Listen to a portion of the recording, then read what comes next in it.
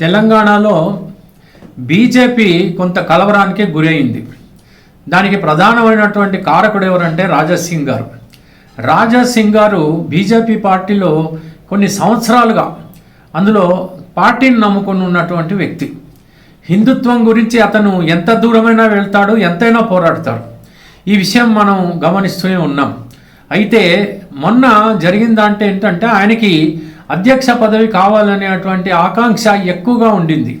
అయితే కేంద్ర మంత్రులు ఎవరైతే ఉన్నారో అధికారులు, వాళ్ళు ఈ వ్యక్తి కాదు, తర్వాత మరొక వ్యక్తి అని అనుకున్నారేమో. మళ్ళీ ఇక్కడి నుంచి కూడా ఏ రకమైనటువంటి రికమెండేషన్స్ వెళ్ళాయో ఏమో తెలియదు. కానీ వెనక ఏం జరిగిందో ఎన్నో అనుకుంటున్నారు. ఏం జరిగిందో ఏమైందో మనకు తెలియదు. అర్హతను బట్టి రామచంద్రరావు గారికి అధ్యక్ష పదవిని ఇవ్వడం అనేటువంటిది జరిగింది. ఆ కారణం చేత రాజాసింగ్ గారు అలిగారు. అలగటమే కాకుండా ఆయన ఆ పార్టీకే రాజీనామా చేయటం, ఆ తర్వాత ఏదో కిషన్ రెడ్డి గారికి మరి ఏదో లవ్ లెటర్ కూడా ఇవ్వటం అనేటువంటిది ఇదంతా చెప్పి ఉన్నాడు ఆయన. ఆ తర్వాత ఇంకో ఏదో పార్టీలో చేరుతున్నాడు అని అంటున్నారు. సో ఈ రకమైనటువంటి కన్ఫ్యూజన్ ఈయన వల్ల ఎందుకు క్రియేట్ అయింది? మరి రాజాసింగ్ని బీజేపీ పార్టీ మళ్ళీ వెనక్కి పిలుచుకుంటుందా? ఇతనికి సంజాయిషి అంటే సమాధాన పరుస్తుందా? ఇతను సమాధాన పడతాడా? లేకపోతే అధ్యక్ష పదవి నాకు ఇవ్వలేదని చెప్పి ఇంకా అలిగి కూర్చుంటాడా? ఈ విషయాలన్నీ ఒక్కసారి తెలుసుకోవాలనుకున్నాను. అప్పుడు ఏమవుతుందంటే అసలు ఇతని జాతకం ఏమిటి అనేటువంటి విషయం ఒకసారి చూద్దామని అనిపించిన తర్వాత నేను ఇక్కడ ఆన్లైన్లో ఇదంతా చూసిన తర్వాత నాకు అర్థమైంది ఏంటంటే ఇతని యొక్క రాశి అనేటువంటిది ఏదైతే ఉందో కుంభరాశి. ఈ కుంభరాశి అనేటప్పటికీ ఏలినాటి శని జరుగుతుందని అందరికీ తెలుసు. మరొక 2.5 సంవత్సరాలు ఈ యొక్క మరి ఏలినాటి శని అనేటువంటిది ఉంది ఈయనకి. అయితే ఇంతకాలంగా ఎలా ఉన్నాడు అని అంటే సాధారణంగానే ఉంది పరిస్థితి. కాబట్టి ఈ పోటీ వచ్చినప్పుడే కదా ఎవరైనా బయటికి వచ్చేది. మరి ఈ పరిస్థితుల్లో థర్డ్ ఫేజ్ ఆఫ్ ఏలినాటి శని జరుగుతోంది. అది కూడా 2వ పర్యాయం. ఈ పర్యాయంలో అతనికి ఖచ్చితంగా ఏదో ఒక రకమైనటువంటి ఎలివేషన్ మాత్రం దొరకాలి. అంటే ఒక ఉత్తమమైనటువంటి ర్యాంక్ ఇతనికి దొరకాలి. మరి అందుకోసమే ఇతను పోరాడుతున్నాడు.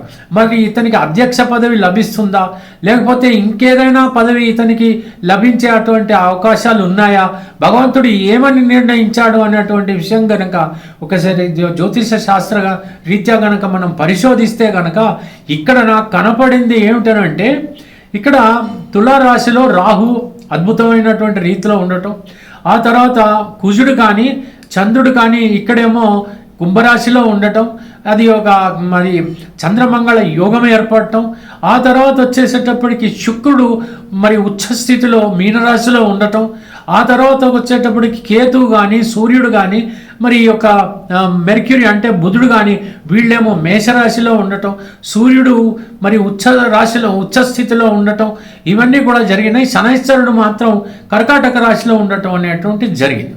అయితే ఇతనికి ప్రస్తుతం జరుగుతున్నటువంటి మహర్దశ కనుక తీసుకున్నట్టయితే బుధుడిలో శని యొక్క అంతర్దశ జరుగుతోంది. మరి ఈ రకంగా చూసినట్టయితే ఏలినాటి శని యొక్క ప్రభావము ఇతనికి ఇంకా ఉంది అని మనం చెప్పచ్చు. ప్రస్తుతం ఏమవుతుందంటే గోచార రీత్యా కనుక తీసుకున్నట్టయితే శనైశ్వరుడికి 13వ తేదీ నుంచి వక్రస్థితి రాబోతుంది. సో కొంతకాలం ఇతనికి కొంత టెన్షన్ ఉన్నటువంటి పరిస్థితి ఉన్నప్పటికీ కూడా ఎప్పుడైతే ఈ యొక్క ఏలినాటి శని ప్రభావం ఎప్పుడైతే వెళ్ళిపోతుందో ఖచ్చితంగా ఇతను అద్భుతమైనటువంటి ఎలివేషన్లోకి వెళ్ళేటువంటి అవకాశాలు గట్టిగానే ఉన్నాయి.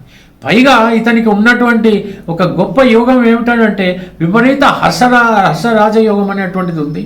ఆ తర్వాత అఖండ సామ్రాజ్య యోగం కూడా ఉంది. అంటే ఇతను జీవితంలో ఓడిపోవటం లేదు. రాజకీయ నాయకుడుగా ఉత్తమమైనటువంటి లక్షణాలు మాత్రమే కాదు, ఉత్తమమైనటువంటి సింహాసనాన్ని కూడా పట్టగలిగేటువంటి అవకాశాలు, ఆ యొక్క పౌరుషము, ఆ యొక్క ధైర్యము ఇతనికి ఉన్నాయి, సాహసం ఉంది అని మనకు అర్థమవుతోంది. కాబట్టి బీజేపీ పార్టీ ఇతన్ని వదులుకోవటం అంత మంచిది కాదేమో అని నాకు అనిపిస్తోంది. ఏది ఏమైనప్పటికీ కూడా పెద్దవాళ్ళు అక్కడ ఉన్నటువంటి కేంద్ర స్థానంలో ఉన్నటువంటి వాళ్ళు ఏం ఆలోచిస్తారో ఎలా ఆలోచిస్తారో చూద్దాం మరి.